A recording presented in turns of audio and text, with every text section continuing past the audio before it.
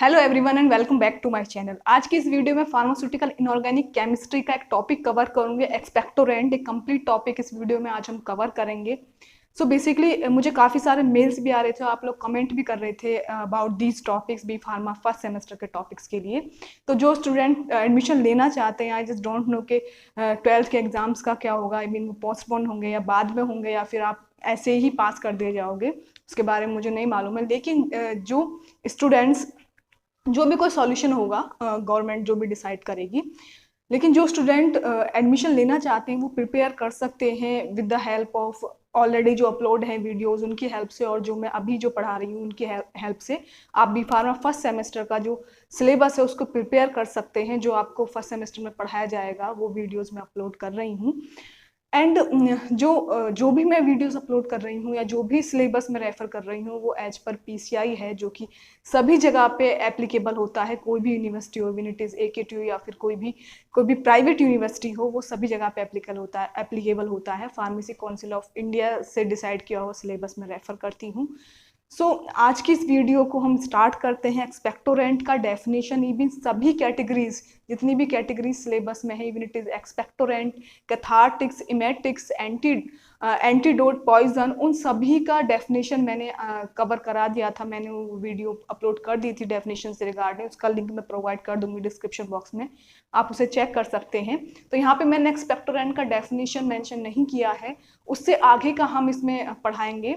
लेकिन एक्सपेक्टोरेंट का डेफिनेशन मैं एक बार फिर आपको बता देती हूँ। एक्सपेक्टोरेंट बेसिकली वो सब्सटेंसेस होते हैं जो हमारे रेस्पिरेटरी ट्रैक में, जो स्पूटम होता है, जब खांसी हो जाती है तो स्पूटम हमारे रेस्पिरेटरी ट्रैक में जो जमा हो जाता है, जो कफ जमा हो जाता है, उसको, उसकी विस्कोसिटी को या तो कम करके, या कि विस्कोसिटी कम करके, जो विस्कस है विस्कोसिटी कम करके उसको आप कह सकते हो उसकी फ्लूइडिटी इंक्रीज कर देता है। विस्कोसिटी जब कम होगी तो फ्लूइडिटी इंक्रीज हो जाएगी। Viscous in the case of water and oil, mustard oil, तो मस्टर्ड ऑयल की विस्कोसिटी हाई होती है, ज़्यादा होती है, और वाटर की कम होती है। तो अगर हम दोनों को अगर हम फ्लो कराएंगे तो वाटर जल्दी फ्लो करेगा in comparison to mustard oil. तो उसी तरीके से एक्सपेक्टोरेंट क्या करते हैं, विस्कोसिटी कम करके स्पूटम की, रेस्पिरेटरी ट्रैक्ट में जो स्पूटम अवेलेबल है, प्रेजेंट है, उसकी आपको फ्लूइडिटी इंक्रीज कर देती है।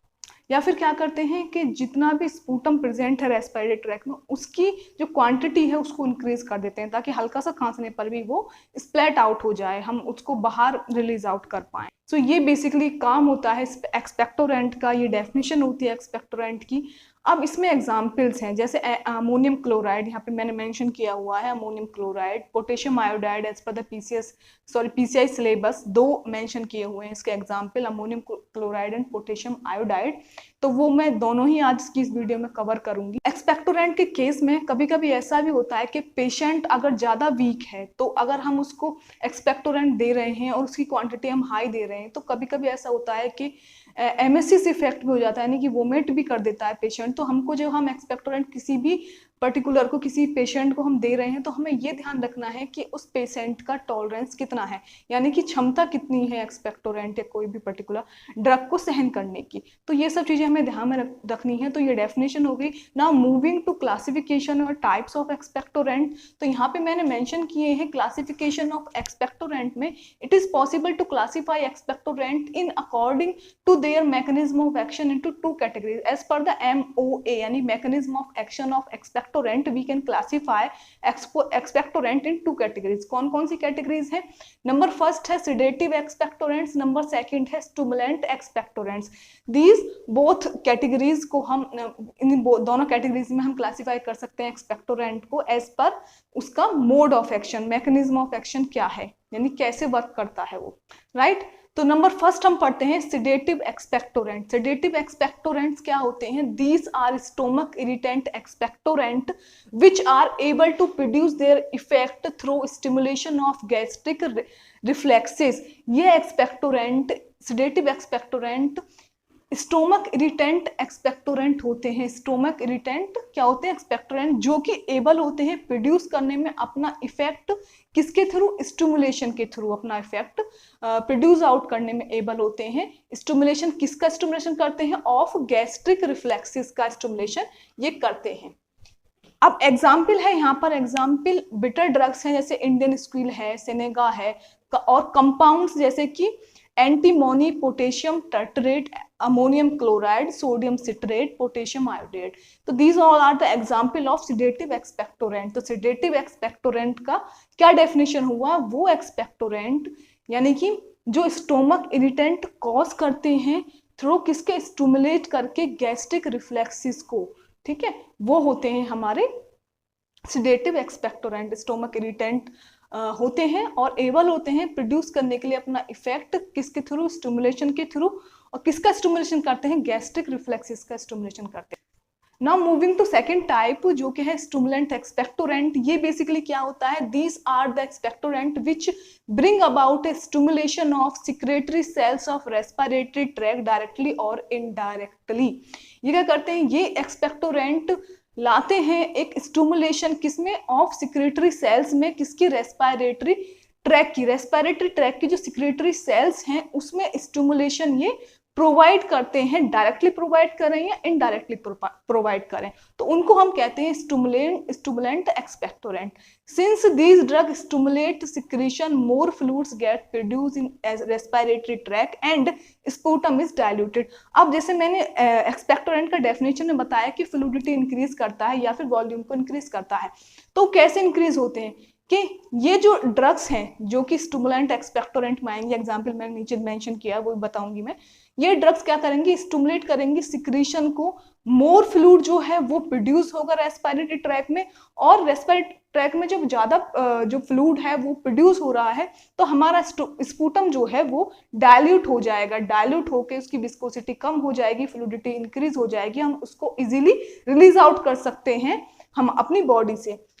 एग्जाम्पल है drugs such as eucalyptus, lemon, anise and active constituent of oil like terpin hydrate, anethole. तो these all are the drugs जो एग्जाम्पल्स हैं किसके, स्टिमुलेंट एक्सपेक्टोरेंट के। यूकेलिप्टस है, लेमन है, अनाइस है, एक्टिव कॉन्स्टिट्यूएंट किसके, ऑयल के। ऑयल कौन कौन सी है? Terpin, hydrate and anethole. तो ये एग्जाम्पल हो गया और ये क्लासिफिकेशन हो गया, classification sedative and stimulant. Now जो हमारा पीसीआई सिलेबस है उसमें जो इसके एग्जाम्पल है, तो example number first ammonium chloride, formula है NH4Cl and the molecular weight is 53.49। So moving to इसका theory part, it is having not less than 99.5% of NaCl which is calculated with the reference to substance dried over the silica gel for 4 hours। तो ये contain करता है not less then किससे, 99.5% of NaCl। अब उसको calculate कैसे करते हैं? कैलकुलेट करते हैं रेफरेंस टू सब्सटेंस का रेफरेंस लेके जो कि ड्राइड किया जाता है ओवर सिलिका जेल के ऊपर ड्राइड किया जाता है 4 आवर्स। तो नाउ प्रिपरेशन अगर हम बात करें, प्रिपरेशन ऑफ अमोनियम क्लोराइड, तो नंबर फर्स्ट कॉमर्शियली जो प्रिपेयर होता है अमोनियम क्लोराइड, तो commercially it is prepared by neutralizing ammonia with HCl। Neutralize करके अमोनिया को किसके साथ, HCl के साथ we can commercially prepare ammonium chloride. The solution is evaporated, solution को इवेपोरेट किया जाएगा till crude crystalline mass of ammonium chloride is obtain, जब तक कि एक crude crystalline mass of ammonium chloride का ऑब्टेन आउट नहीं हो जाता है। तो न्यूट्रलाइज करके अमोनिया को HCl के साथ उसको तब तक इवेपोरेट करेंगे जब तक एक क्रूड क्रिस्टलाइन जो प्रोडक्ट है वो प्रोड्यूस नहीं हो जाता, और जो प्रोडक्ट वो होगा उसको हम बोलेंगे अमोनियम क्लोराइड। तो NH3+Cl is equal to NH4Cl। Now the crude salt is purified either by crystallisation और सब्लिमेशन। क्रूड सॉल्ट जो है वो फर्दर प्यूरिफाई किया जाएगा with the help of crystallisation process और with the help of sublimation process. आगे है in order to prevent imitation of volatile iron salt 5% calcium phosphate is added and sublimation is usually carried out in cast iron pots which are lined with fire clay. Okay, in order to prevent करने के लिए कि imitation ना हो, volatile iron salt का 5% calcium phosphate add किया जाता है, और सब्लिमेशन जो है वो यूजुअली परफॉर्म आउट करते हैं या कैरिड आउट होता है एक कास्ट आयरन के पॉट में, और वो पॉट जो है वो लाइंड होता है फायर क्ले से। तो ये कॉमर्शियली जो प्रिपेयर करते हैं उसका पूरा प्रिपरेशन आप इसको पैराग्राफ शेप में लिख सकते हैं, आप इसको फ्लो चार्ट में लिख सकते हैं, आप जैसा चाहें वैसा आप इसको रिप्रेजेंट कर सकते हैं अपने एग्जाम कॉपी में। Now moving to second one, second preparation क्या है? Ammonium chloride is also produced by heating ammonium sulphate with sodium chloride. If we will heat ammonium sulfate with sodium chloride, then we will find ammonium chloride. Okay, ये second preparation. Now moving to properties, ये एक white fine coarse crystalline powder होता है, white colour का होता है, fine course.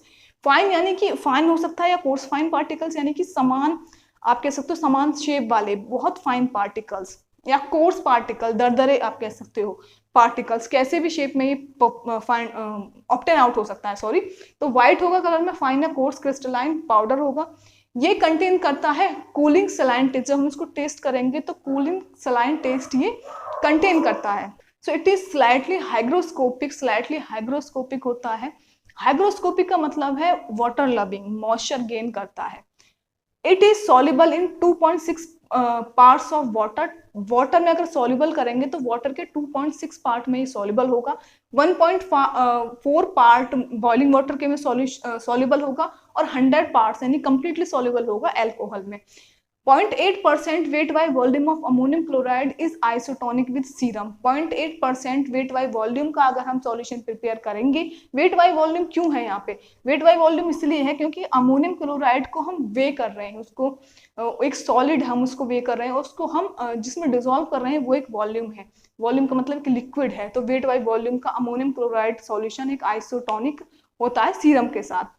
A freshly prepared aqueous solution are neutral to litmus but become quickly acidic on standing because of hydrolysis। अगर हम freshly prepared solution को चेक करें litmus पे तो वो न्यूट्रल होता है, लिटमस कोई भी कलर चेंज नहीं करता, लेकिन बहुत जल्दी वो एसिडिक हो जाता है, क्योंकि रखते हैं अगर हम उसको तो बहुत जल्दी एसिडिक हो जाता है, क्योंकि उसमें हाइड्रोलिसिस का प्रोसेस परफॉर्म आउट हो जाता है। So here is the equation NH4Cl plus 2H2O is equal to NH4OH plus H3O plus और Cl minus.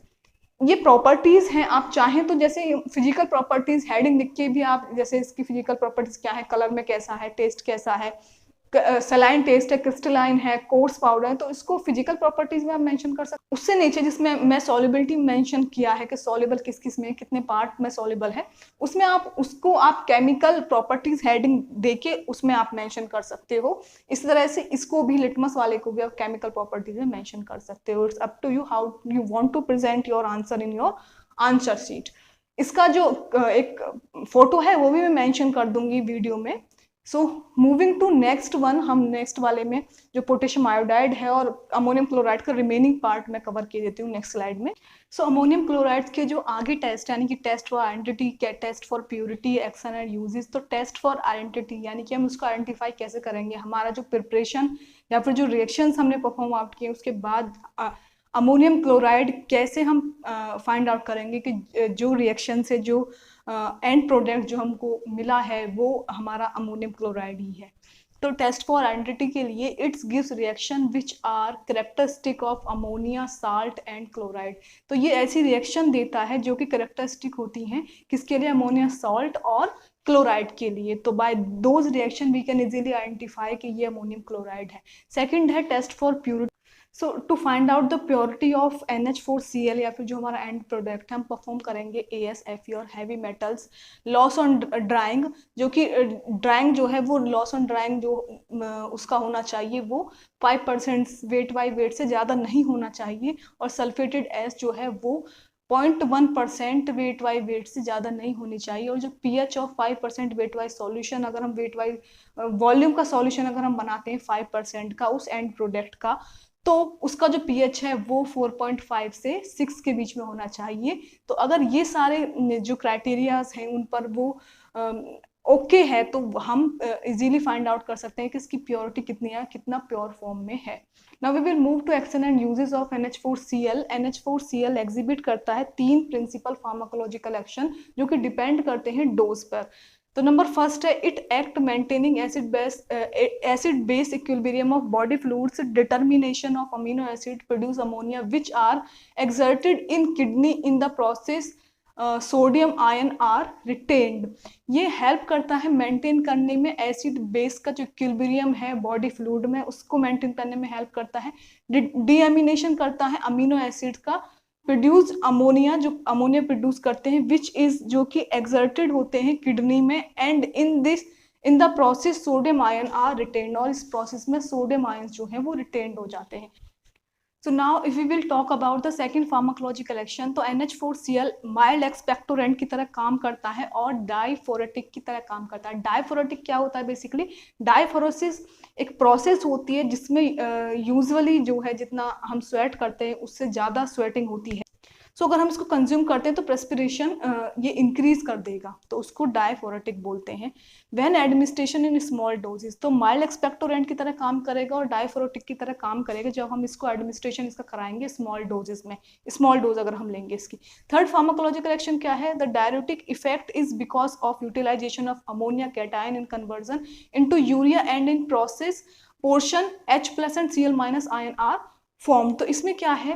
The diuretic effect is because of utilize, जो डायरेटिक इफेक्ट शो होता है वो किस कारण से होता है? Because of utilization. किसके कारण से? Utilization of ammonia cation in conversion, ammonia cation के यूटिलाइजेशन से, जो कि इन कन्वर्जन इनटू जो कन्वर्ट होते हैं urea, and in process portion, और इन प्रोसेस के पोर्शन में H+ और Cl आयंस फॉर्म्ड आउट होते हैं। तो ये 3 फार्माकोलॉजिकल एक्शन या यूजेस थे। Now we will move to dose of NH4Cl। तो अगर हम बात करें कि डोज क्या है NH4Cl की, तो the usual dose of NH4Cl as systemic acidifier is 1 to 2 gram 4 times in a day.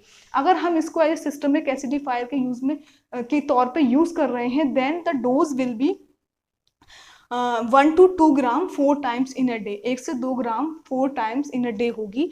अगर the administration in the form of injection और टैबलेट, जो एडमिनिस्ट्रेशन जो होगा वो in the form of injection and in the form of tablet होगा।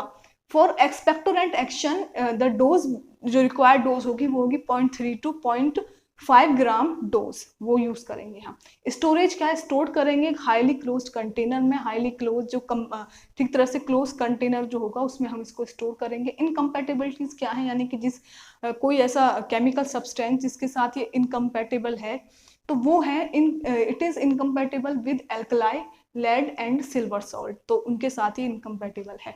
तो basically इसके test for purity में हम arsenic, iron, heavy metals, loss on drying, ये सारे टेस्ट परफॉर्म कर रहे हैं। और storage, incompatibility and what are the action and uses, dose, वो मैंने आपको बता दिया है अमोनियम क्लोराइड के केस में। Now we will move to potassium iodide, expectorant का सेकंड एग्जांपल। तो इसका मॉलिक्यूलर फॉर्मूला है Ki, molecular weight is 166। It is having not less than 99% of Ki, which is calculated with reference to the substance dried to a constant weight at 105 degree Celsius. तो ये जो contain करता है 99 not less then 99% क्या? Ki, जो कि calculate कर सकते हैं हम किसका रेफरेंस लेके? रेफरेंस टू द सब्सटेंस, उस सब्सटेंस का रेफरेंस लेके जो कि ड्राई किया गया है कॉन्स्टेंट वेट पर और 105 डिग्री सेल्सियस टेम्परेचर पर। प्रिपरेशंस क्या है? ऑन इंडस्ट्री बेसिस पे इट में obtained by the action of iodine. Industry base पे Ki ऑब्टेन आउट हो सकता है by the action of iodine, किस पर? मॉइस्ट आयरन फिलिंग पर, टू फॉर्म फेरोफेरिक आयोडाइड। उसके बाद क्या होगा? Which then get decompose with potassium carbonate, जो कि बाद में डिकम्पोज होगा किसके साथ? पोटेशियम कार्बोनेट के साथ।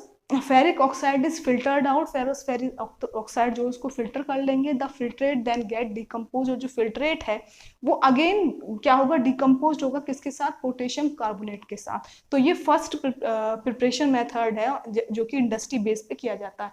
सेकेंड है it is also prepared by treating a hot aqueous solution of potassium hydroxide in iodine in slight excess to form a mixer of potassium iodide and potassium iodate. इसको हम क्या second preparation, क्या second method of preparation क्या है? ये prepare किया जाता है ट्रीट करके एक हॉट एक्वस सॉल्यूशन किसका? पोटेशियम हाइड्रोक्साइड का, किसमें? आयोडीन में, in slight excess to form, slight excess में, ताकि हम फॉर्म कर पाए mixture of potassium iodide and potassium iodate. उसके बाद क्या है? Solution is concentrated, solution is concentrated and then treated with excess of charcoal powder followed by the evaporating the mixture to dryness by एजिनेशन। तो solution जो है, concentrated solution जो है, concentrate solution हमको मिलेगा, उसको हम बाद में ट्रीट करेंगे एक्सेस चारकोल पाउडर से और उसको इवेपोरेट करेंगे मिक्सचर को ड्राईनेस तक by the method of initiation. अब आगे क्या है, the charcoal reduces the iodate to iodine. Charcoal जो है वो रिड्यूस करेगा आयोडेट को, किसमें, आयोडीन में, utilizing thus the total iodine to get the KI। और हम उस टोटल आयोडीन को यूटिलाइज करेंगे ताकि हम फाइंड आउट कर पाए, हम गेन कर पाए KI। अब इसका जो रिएक्शन है वो नेक्स्ट स्लाइड में, और जो बाकी चीजें हैं यानी कि जैसे test for identity, purity, action and uses, storage, वो मैं नेक्स्ट स्लाइड में आपको बताऊंगी। आप ये मेथड ऑफ प्रिपरेशन दोनों ही केसेस में, even in the case of NH4Cl and in the case of KI, आप चाहे तो पैराग्राफ फॉर्म में लिख सकते हैं या फ्लो चार्ट फॉर्म में लिख सकते हैं, it's up to you.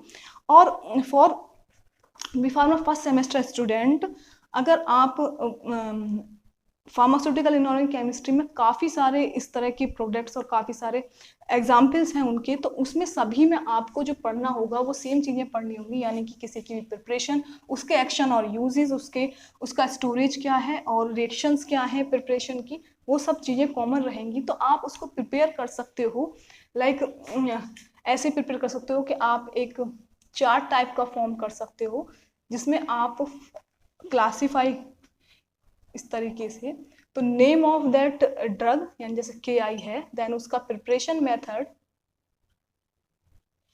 Action and uses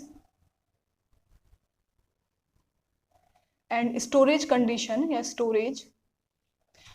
उसके बाद आप जैसे कि डोज है, तो ये सब चीज़ें आप इसमें लिख सकते हो। तो एक साथ अगर आप पूरे सब्जेक्ट का लगभग, मुझे लग रहा है जितनी भी एग्जाम्पल्स होंगे उनका एक साथ अगर एक कॉपी में आप लिख लोगे तो आपको इजी होगा याद करने के लिए। चलिए नेक्स्ट स्लाइड में ये बाकी रिमेनिंग पार्ट में कवर करा देती हूँ।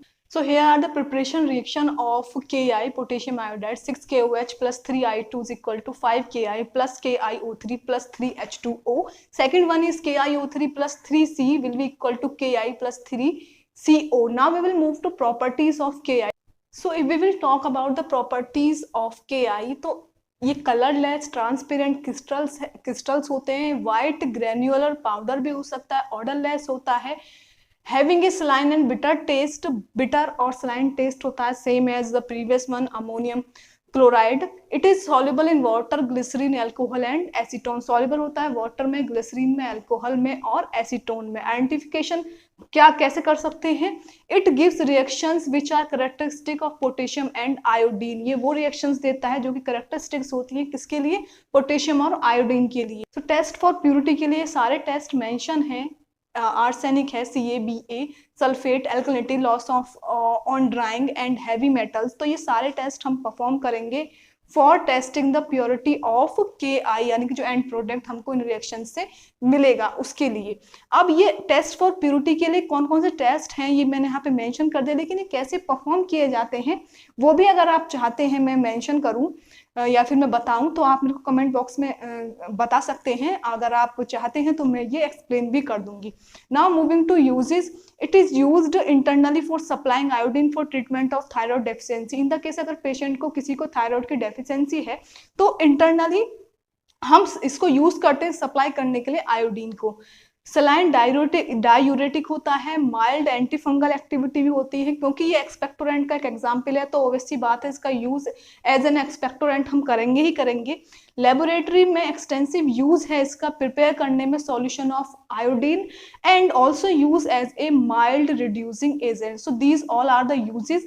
Now we will if we will talk about the storage conditions, तो किसी भी केमिकल कंपाउंड को हम वेल क्लोज कंटेनर में रखते हैं, अगर वो लाइट सेंसिटिव नहीं है उस केस में तो इसको भी हम टाइटली क्लोज्ड कंटेनर में स्टोर करेंगे, वो मैंने मेंशन नहीं किया है, लेकिन इसकी भी storage condition same as the previous one NH4Cl की तरह ही रहेंगी।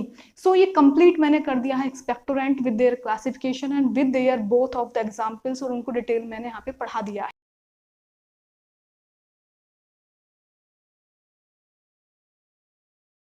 So at the end of this video I would like to share something with you.